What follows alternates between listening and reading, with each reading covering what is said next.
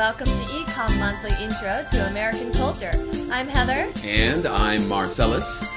Well, everyone, it's October, and you know what that means. Halloween! Woohoo! Halloween! Marcellus, how do you celebrate Halloween? Well, it depends. Usually, I celebrate Halloween by going to Halloween parties, dressing up in some kind of funny costume, and usually eating Halloween candies and cakes and foods. Sounds good. I think I'm about the same. Yeah.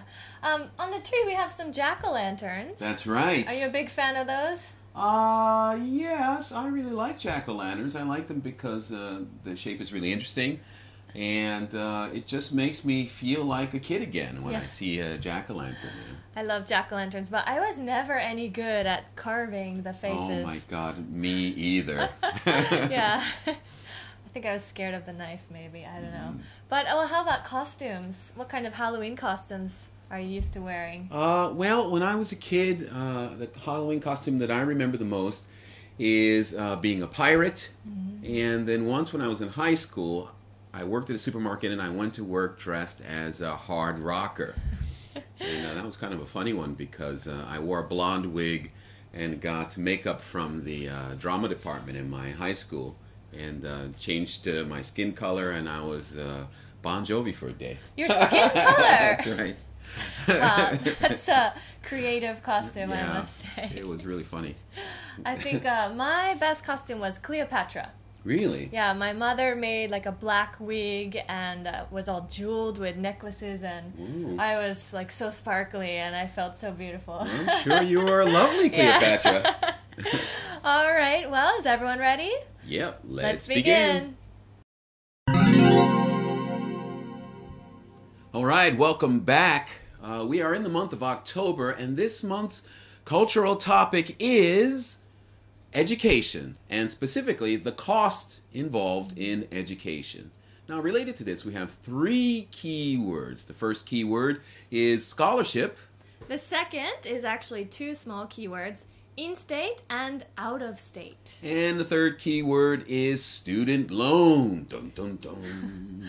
All right, Marcellus, why don't you tell us a bit about that first keyword, which was scholarships? Scholarships. In America, it's common for many students to receive a scholarship to help pay for the cost of education. Scholarships are monies that we receive for education that we do not have to pay back. Scholarships can be given from the government or private organizations. And there are many reasons why people receive a scholarship. A lot of people receive scholarships for academic achievement. If you study really hard, get really good grades, there are many organizations that will give you money to continue your studies.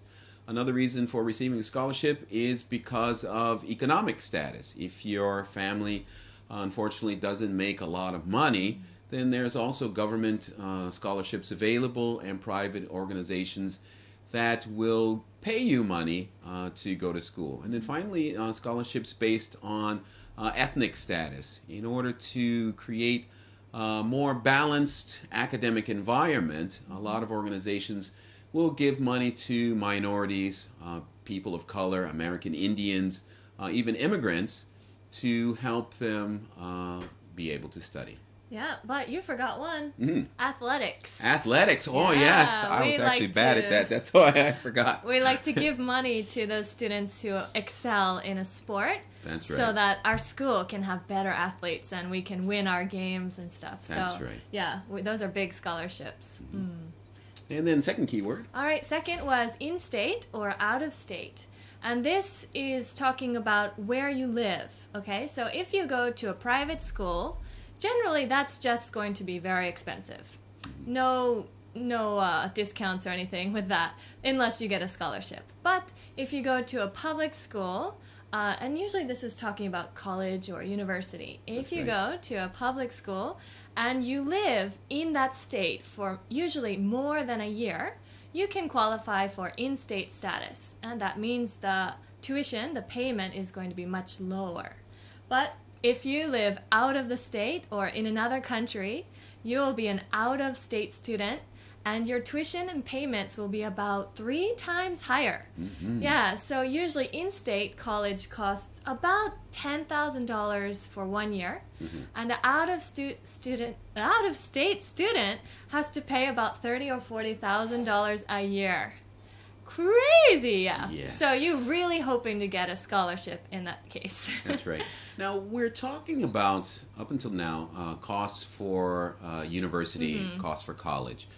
Just as a side note, the cost of education for elementary school, if you go to a public school, is free for everyone. Of course, private school requires that you pay.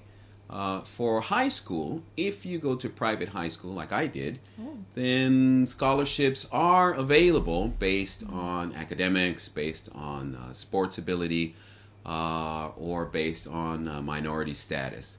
And that leads me to the next topic, which is how do you pay for education if you can't get a scholarship and if you want to go to an out-of-state school or even an in-state school and want to cut down the costs? Well, there's a system in America that allows us to do that, which is called student loans. Dun, dun, dun, dun. The reason why I make that sound is because student loans give us a huge amount of money to help us cover the costs of education. And then after we graduate, we pay every month a percentage of our income or a set amount so that we cover the costs of those student loans. And on average, I think it takes about 10 years or so. Oh gosh, I don't know. If you become a doctor, you have about, I don't know, more than $100,000 of loans. That's right. So education in America is expensive, but there are many ways to cover the costs. And I hope this was insightful for you. Yeah, that's all for today. That's right. Take care. See you next time. All right, we hope you enjoyed today's cultural topic and seasonal topic. The fall is here and the temperature may be going up and down and doing some crazy things, so take care of your health and keep on studying, and we'll see you next time. Bye-bye. Goodbye.